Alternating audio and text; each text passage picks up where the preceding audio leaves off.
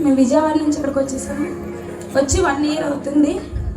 Sunday స్కూల్కి వచ్చిన తర్వాత నా జీవితం ఎలా మారిందంటే, నిజంగా బైబిల్లో ఏ విషయాలు కూడా మాకు తెలియదు. సండే స్కూల్ అంటే డిసెంబర్ నెల మాత్రమే మాకు సండే స్కూల్. ఆ నెలంతా కూడా డ్యాన్స్లు, ప్రాక్టీస్లు, తర్వాత మర్చిపోవడం. అంతేగాని ఇక్కడికి వచ్చిన తర్వాత ప్రతి సండే కూడా సండే స్కూల్కి వెళ్ళి ఆంటీ గారు మాట్లాడుతున్న ప్రతి వాక్యం కూడా దేవుడు నాతో మాట్లాడారు. బైబిల్లో ఏ విషయాలు తెలియదు. ఆంటీ అడిగిన ఏ క్వశ్చన్కి ఆన్సర్ చేయలేదు.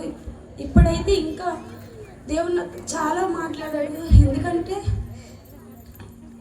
ఎలా ఆదరించబడ్డానంటే, నిజంగా కొన్ని సమస్యల మూలంగా వస్తున్నప్పుడు ఆంటీ ఎలా మనం దేవుళ్ళో ఎలా ఎదగాలి, చిన్న వయసులోంచి ఎలా మనం భయభక్తి కలిగి జీవించాలని సండే స్కూల్ ద్వారా చాలా తెలుసుకున్నాను.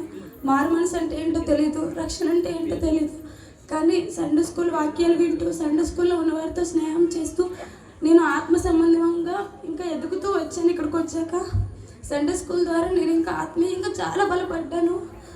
మీ పిల్లలు కూడా సండే స్కూల్కి ప్రతిరోజు పంపించండి. వెళ్ళనని ఎవరైనా మారం చేస్తే మాత్రం ఒక దెబ్బ కొట్టైనా పంపించండి సండే స్కూల్ని. ఒకవేళ సండే స్కూల్ వెళ్ళకపోతే భవిష్యత్తులో మీ పిల్లల జీవితాలు ఏమవుతాయో ఎవరికీ తెలియదు. రానున్న కాలంలో సండే స్కూల్ ఉంటుందో లేదో కూడా తెలియదు. ఉన్నదాన్ని యూజ్ చేసుకోండి.